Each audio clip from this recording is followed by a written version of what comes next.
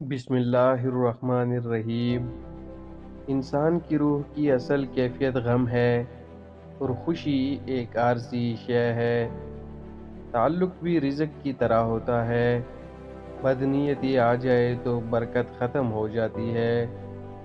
تم پانی جیسے بنو جو اپنا راستہ خود بناتا ہے، پتھر جیسے نہ بنو جو دوسروں کا بھی راستہ روک لیتا ہے۔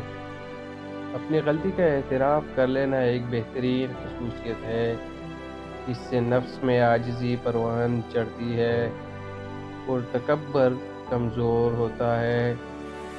کبھی کبھی اپنی خوشیوں کو حاصل کرنے کے لیے جھکنا پڑتا ہے، اور وہ جھکنا رائے گاں نہیں ہوتا۔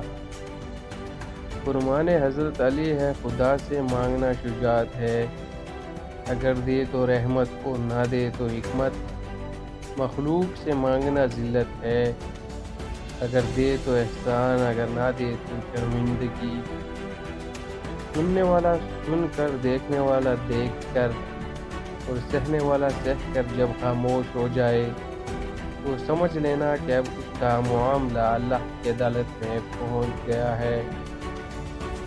جب بلی گھر میں نظر آ جائے تو اسے دودھ، گوشت کا ٹکڑا یا روٹی کھلا دیں، اب کی رزق کے دروازے کھل جائیں گے۔ دوست کو ترقی کرتے دیکھو تو فخر سے کہو، یہ میرا دوست ہے، اور دوست کو جب مصیبت میں دیکھو تو سینہ تان کر کہو کہ میں اس کا دوست ہوں۔